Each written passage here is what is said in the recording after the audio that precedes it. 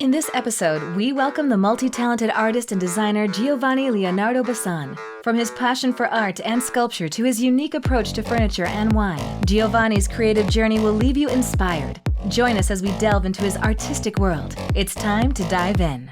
Giovanni, how are you? Ciao. I'm very good, thank you. It's a sunny day in Paris, so no complaining on this side. All is good. What about yourself? You know what? I don't know if you're going to remember this, but we met in January at the CDA Awards. You were there with Michelle. Yeah. Yes. It was a little chaotic, so we didn't get the chance to really talk or hang out, but Michelle, we can do that next time I'm in town. No, it was great. It was like, I love the events. I love the way, you guys set up. The crowd was amazing. It was like, pop. Oh, thank you. It's definitely something special there. We're already working for the next one. But hey, I was excited when you agreed to join us today because you have these three worlds that you navigated between. You have the wine world, the art world, and the furniture design world as well. So can you kind of tell us a little bit about that? I mean, what came first? What was the first thing that you got yourself involved in? Art definitely came first. Yeah, I feel I've been painting and doing sculpture as far as I can remember. Like I have memory when I was a kid, just like painting my days away and just like drawing constantly. So this is definitely like my ground zero, my beginning of everything. And then both the art and the wine, they actually develop from this side. The furniture they come from my parents' background. So my mom's side, since for a generation, they work on furniture, on design or table and chairs.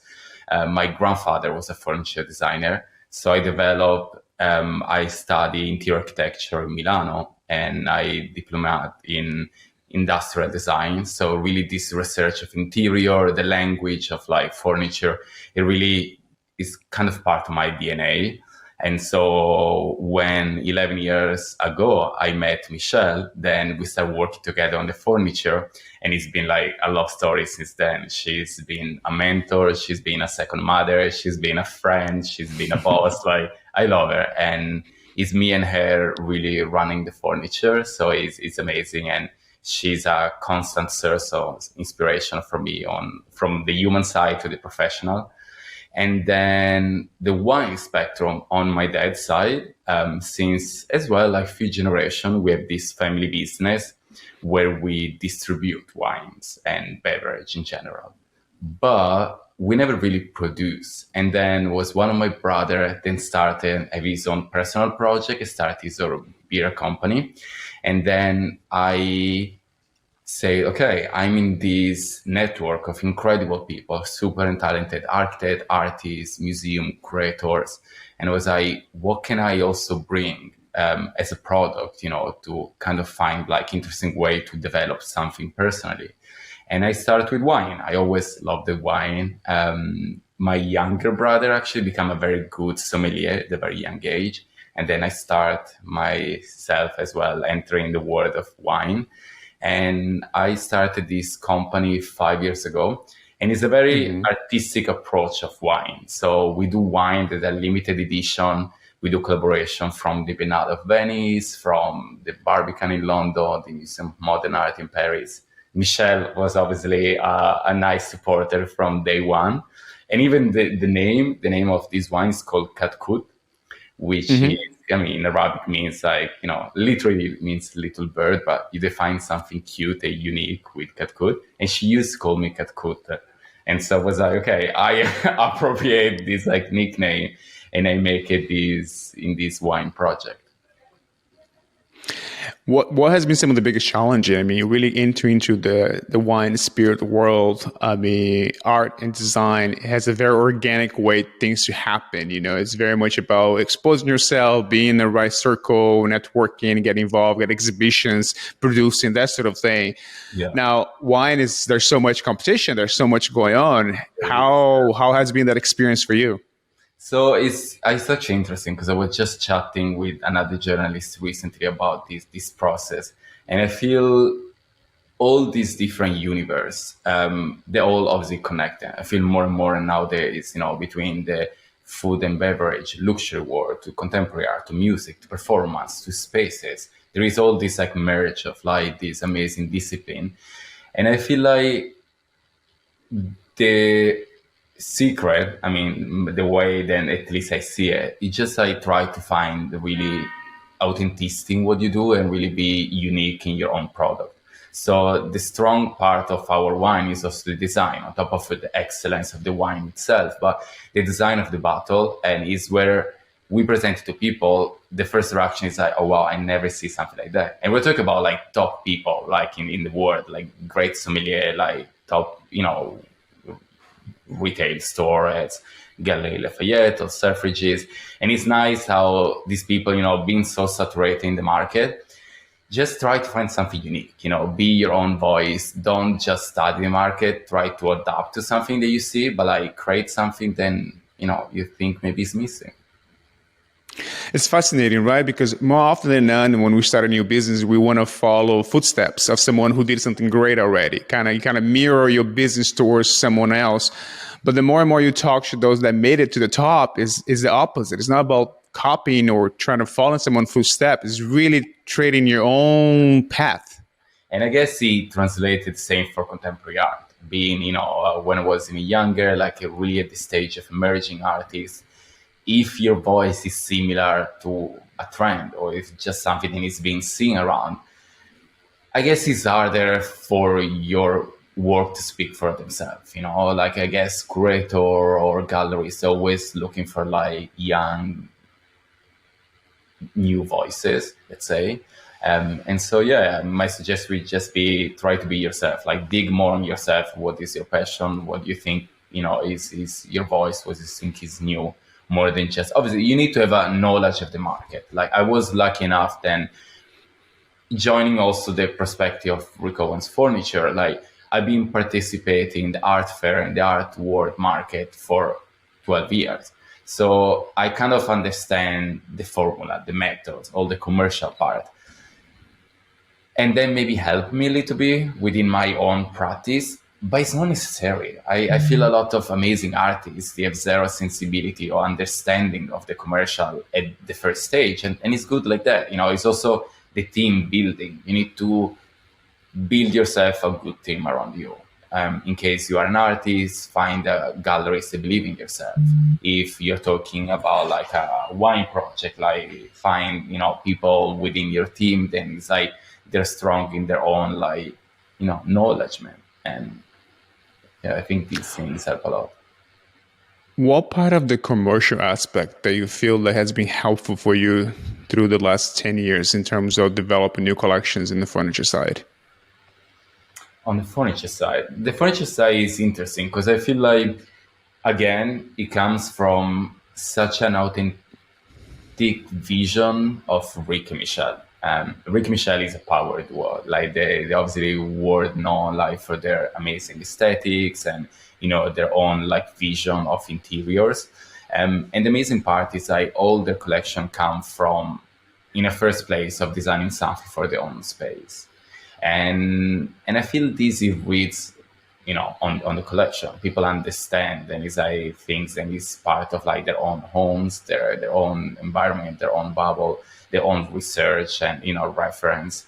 So it's difficult because it's not a new collection then it's coming out. It's more like something that slowly is evolving, but it's such a strong identity. And I feel this is definitely like a key point for them to be successfully on a commercial point of view as well. For the wine, I mean, the power of media is important, clearly, like network and, place the product in the right spot. If you are an artist, working with the right gallery. If you are a wine, have the right people drinking your wine.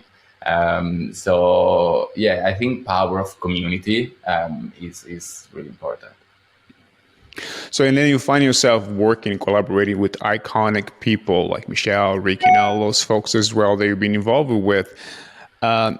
How do you, at what point, I guess my question is, at what point did you feel like confident enough to have a voice and express your feedback while those conversations are happening?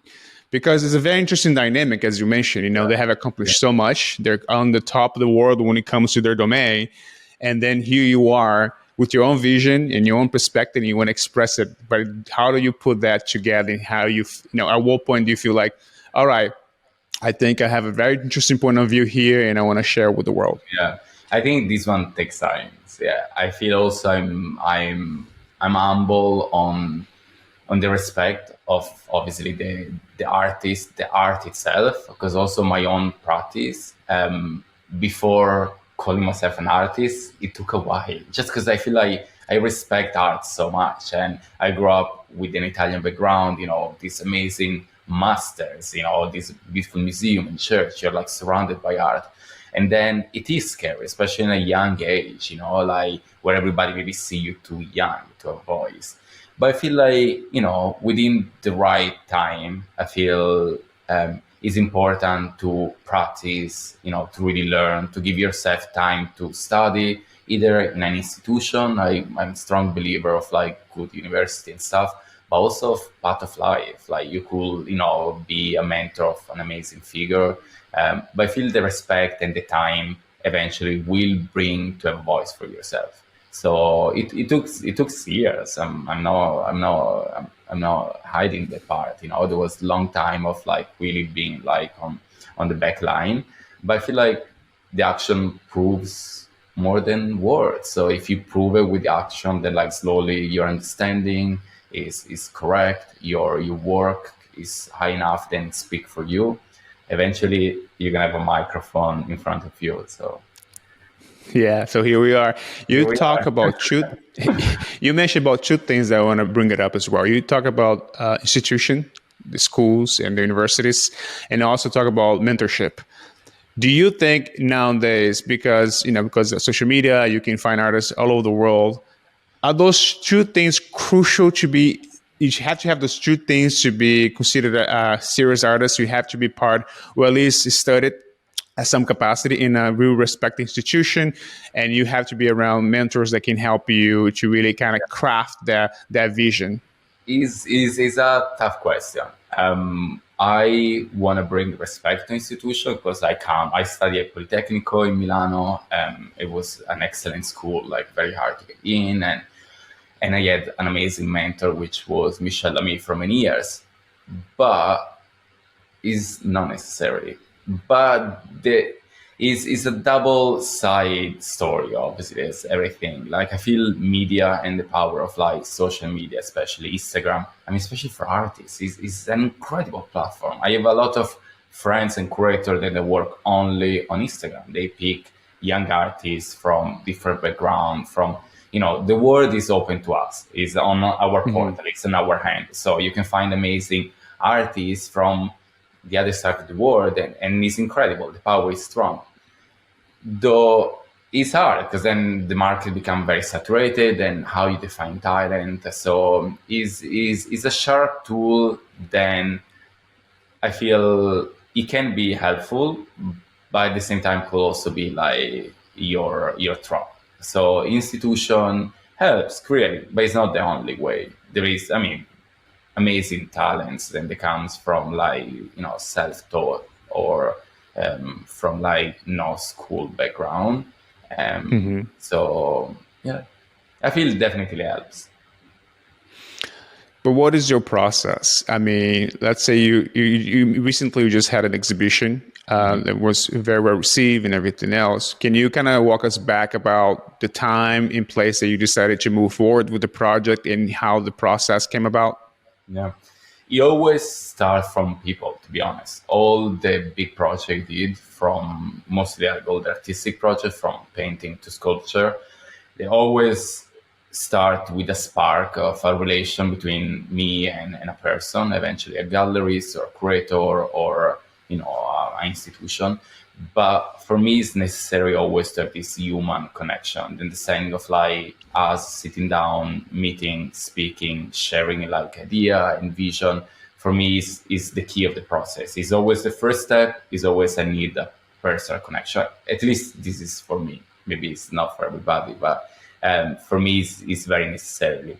And yeah, networking is important. I was able to, obviously, maybe side project, to start to participate into a lot of art fair and be in a lot of big dinners and stuff. And for us, like the meeting is the dinner, obviously, like it's Yeah. important to be around, is helpful.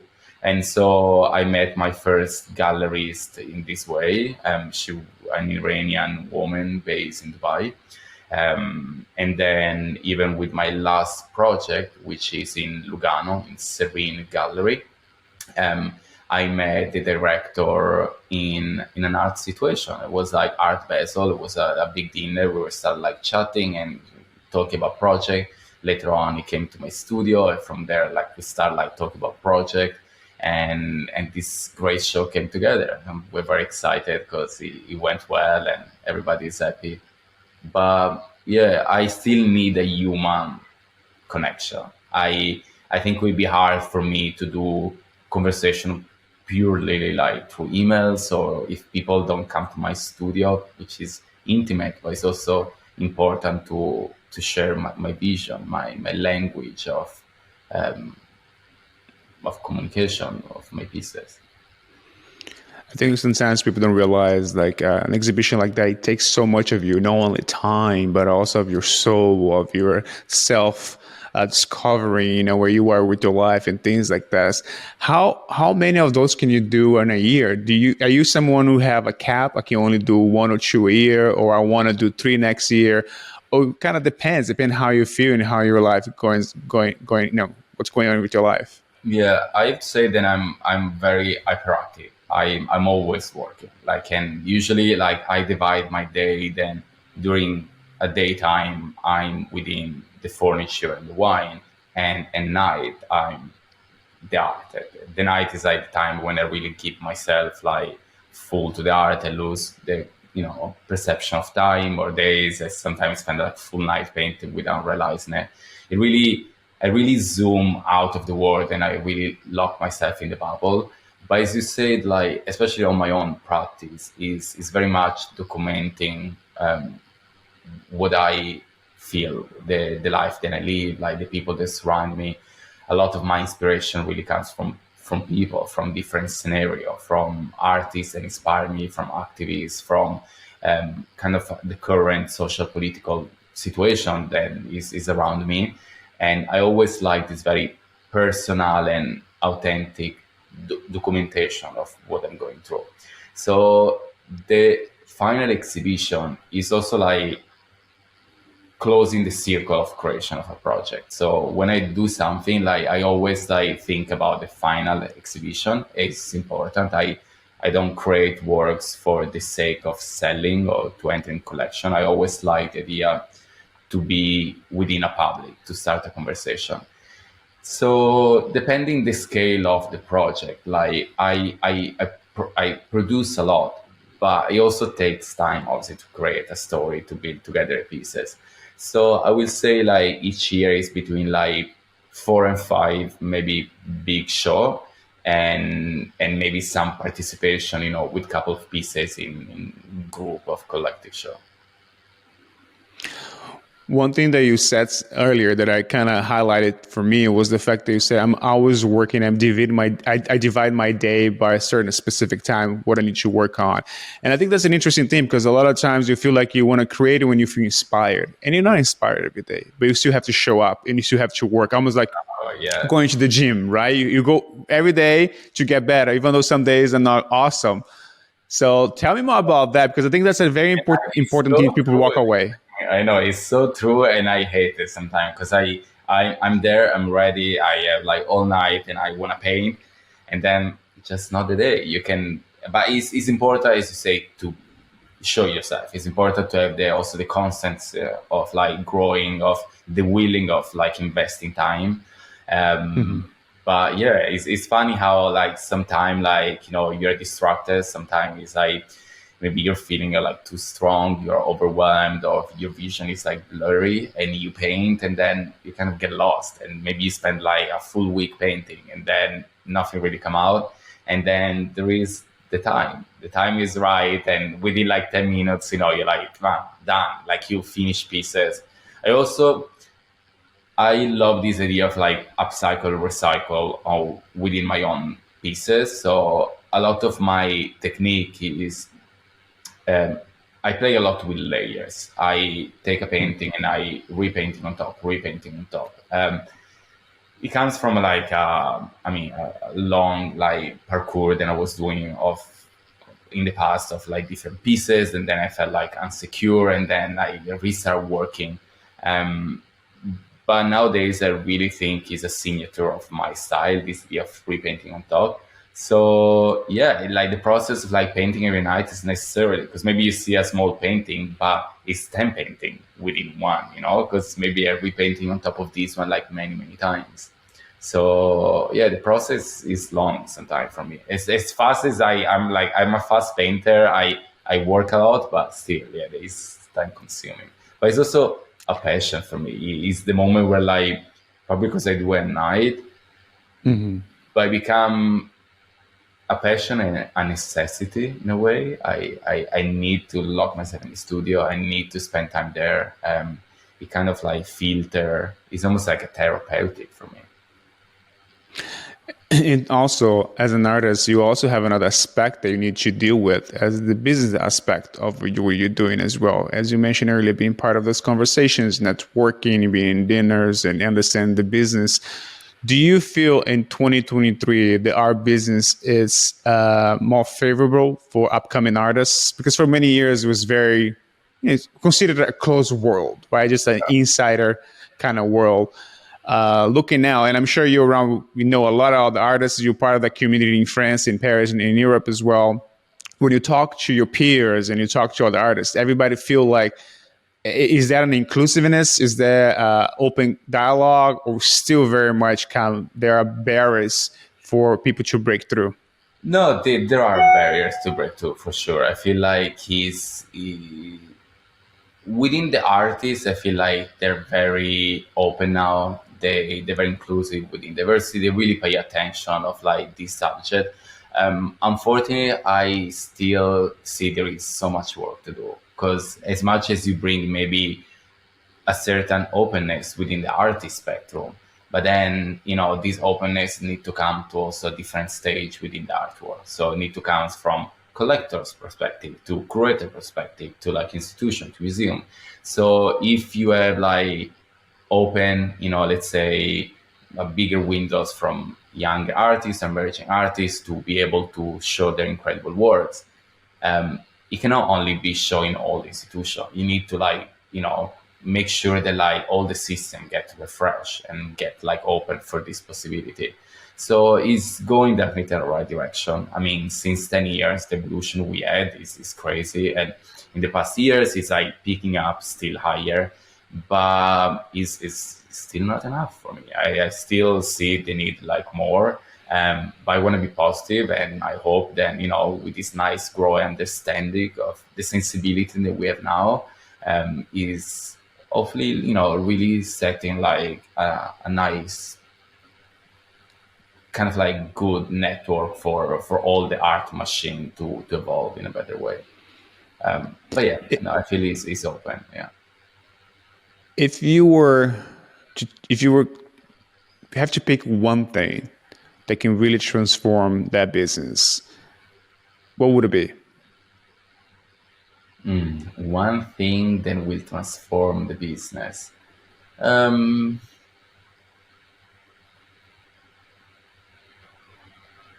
I will say probably, yeah, just the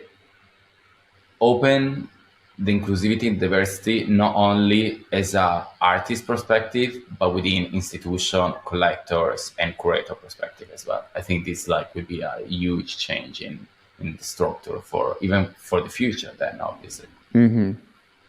Yeah. I do want to ask you, because Michelle has been such a big part of your life in the last few years and such an influence and mentor, as you mentioned as well. It seems like you are definitely part of the family. There's definitely a special connection there. How did you meet her? What's the story behind it? It's actually a funny story. So I was modeling a little bit when I was studying, especially the early years of my college. And I received a call from this amazing photographer, a very talented artist like Matthew Stone. Then there was this shooting they were doing in Paris, and they wanted to cast me for, this nice shooting where it was Michelle and Scarlett, the daughter. And the work of Matthew Stone is actually a work where there is a lot of like naked bodies. You don't see necessary things. You see like a lot of like muscles and skin. We shoot previously a few times, and the works were like incredible. So I was obviously excited. I was like, of course, like, I love like Michelle, so it would be a pleasure to come to Paris. And then I remember I arrived there, and there is like nobody. And I'm like, okay, where are all the other person? You told me there are going to be a lot of people. It was like, oh no, we changed plans. Now it's going to be only you and Michelle and their daughter. And I'm like, okay, but that is slightly different. And I was like, but maybe, no worry, maybe we're not going to use you. We're going to start with her, and maybe we're going to use you as like an accessories at one point. And I remember like Michelle entering the room. The first thing she said, she was like, okay, where is the naked boy? And I'm like, I was like, okay, so here we go. I'm confident with my body. I'm happy with just the person I am. So I met Michelle when I was basically full naked, and we had this shooting, which was incredible. Like I had long hair at the time, so they braid my hair with her, and she was wearing like all this crazy jewelry like on my back. It was very special. But then it's like the story continues. 6 months later, I was in Paris again for, feel free to cut all the part that you want to cut. No, this is the best part. I want to hear all about it. This is a storytelling driven podcast. We want to hear all the juicy stuff. So I was in Paris 6 months later. We were shooting a special issue for Dazed and Confused with Riccardo Tisci, with all the archive of Givenchy at the time. And the shooting was incredible, fantastic. And then I was going to London for another shooting. And I had a little problem with the police. They didn't let me take the train at the time, actually. They brought me to the police station. They took all my documents away. And my family didn't know I was in Paris because they hated that I was modeling. So nobody knew I was there. I didn't speak the language. I was like very young, with like little money in my pocket. And then I received a call from the photographer and told me, well, can you go to Michelle's house? At least I know you're safe. And then I'm going to figure out a way for you to go back to Italy. And I was like, I'm not going back to Michelle. I met her once while I was naked 6 months ago. So I'm not going to go to knock to her door. And I was like, oh, shut up. I already talked to her. She's coming to pick you up now. And I'm like, oh my God. So she came to the police station. She gave me a credit card. She was just like, oh, just buy a ticket to go back to Italy. And in my mind, I was thinking, why you do that? You don't even know me, And she was like, from minute one, she was incredible. And then she said, listen, we have a guest house in our place. Just come to our house. We have a big dinner tonight. You're going to stay with us. And then tomorrow you leave. And then I had an incredible night with them. And then I went back to Italy. And I was broke as fuck at the time. So I make a painting, I send it to her, and I send a letter just to thank her and, to try to explain my side. And then she told me, well, I'm always looking for young, creative soul. So as soon as you finish your college, you have to come to Paris. And so we did. Wow, you were a refugee at her house. Exactly. I was like from a naked shooting to a police station to working with her. So no, it was incredible. Isn't that wonderful just how life sometimes works out? Things that you could never imagine in a wildest dream, in like such an odd situation. And that's how this whole thing started. I love it. I love this story. And it really reflects so much actually the nature of us. It was like so spontaneous from the beginning, and I don't know, just a sensibility of understanding like an artistic soul, even if it's rough or not. And then just building up a relation, and I don't know, I really value a lot this. So now after so many years, what are some of the main things that you learned from her? Definitely like the way of, dealing and talk with people. Like, especially in the early stage, she was really like mentoring me, like, okay, so she is pretty amazing the way then she teach you, bringing you at her level. And this is special. There is always two way of, teaching to people. There is either like with discipline, like, giving little and giving a lot of like, lesson and stuff, or bringing them next to you and just showing your lifestyle, and through that spectrum the person absorb knowledge and, information. And she did like that. I remember then when I started working with her, within a few months I started traveling with her. She brought me to dinner where there were all these architects. Then I was studying school a few months earlier, and then I was sitting at dinner with them. And yeah, it's a different way to learn, but like it's nice the way then, she learned like showing you like her words, and this it was very nice. So I learned a lot of like, especially communication with people, and dealing with the market and understanding people, and these are like great lessons. You said earlier that your parents weren't very happy they were modeling back in the day. What are they at right now in terms of your career? When they're proud of you, they're happy, they're excited, they're supportive. What's going on there? They're very, very proud now. They're very excited. They actually came to my last show in Lugano, which is like about 4 hours drive from our hometown, and it's the first time they both seen a proper opening of my works. I think my mom came to some opening in Paris, but never my dad. So for them to actually see like a vernissage, opening when you are there and people are there to celebrate you, and to just listen to your voice, it was special. I really felt like then they were proud, and I like the way then they were looking at the experience at this moment, because it makes me feel like just generally like happy. For sure, those special little moments that you're going to treasure forever. So normally, people are going to ask questions such as, "Oh, what's the best advice you ever got?" or things like that. But I want to do a little spin over here. I want to hear what was the worst advice you ever got. Someone came to you say, "No, you should do this," and you go like, "What the fuck? What are you saying?"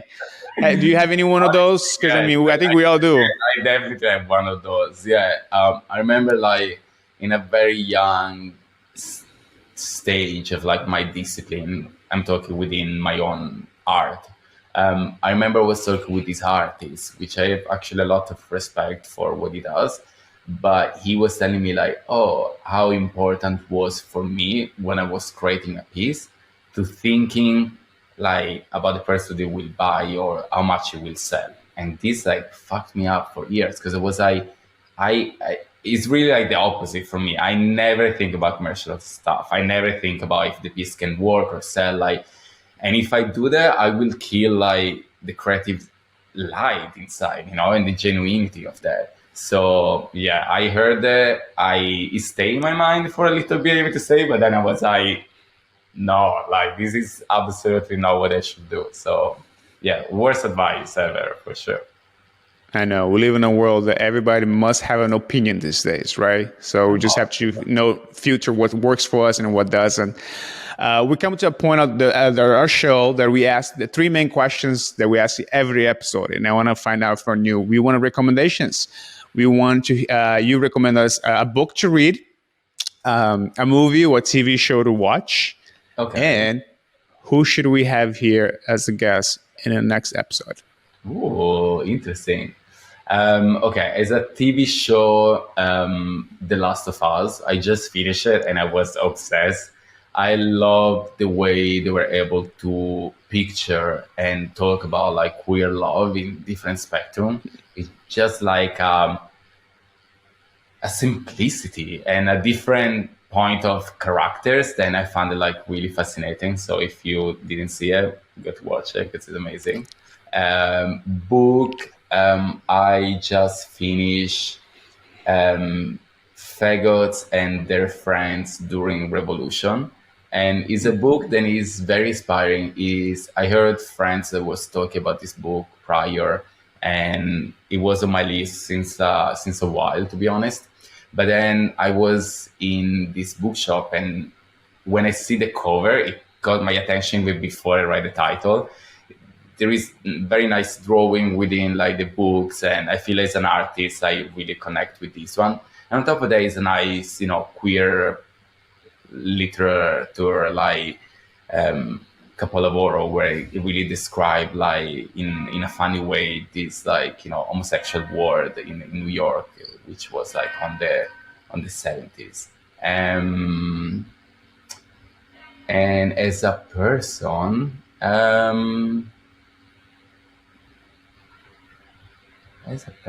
who you should like.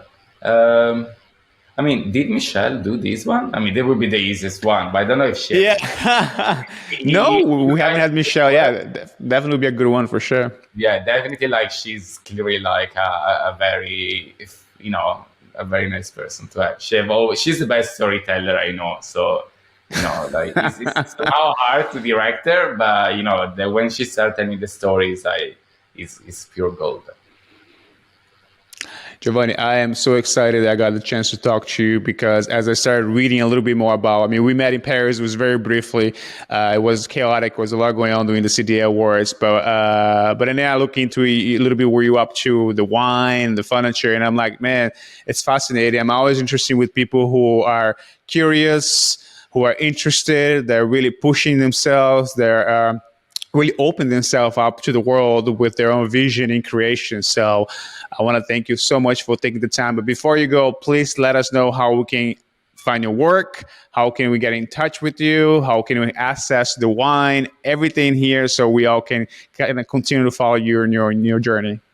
Well, first, I just want to thank you for inviting me in here. As you say, we met briefly, but I such had a good feeling from the beginning with you and all your projects you guys are doing. So it was a pleasure for me to be here.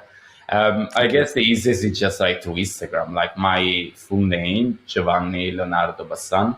And then within my profile, there is a link with my website where there is all the press, the past exhibition, like biography and all. And then there is also a link of the wine project, which is called Catcut. And same from there, like there is a link to the website within their page. Yeah, I think it's easy. You can find everything on Instagram. Excellent. Well, I'll be back in Paris in the fall, and we'll try to get together and do this in person again and catch up a little bit more. Thank you so much. All right. Sounds good. Thank you. Minded Podcast, powered by the CDA. New episodes every Tuesday.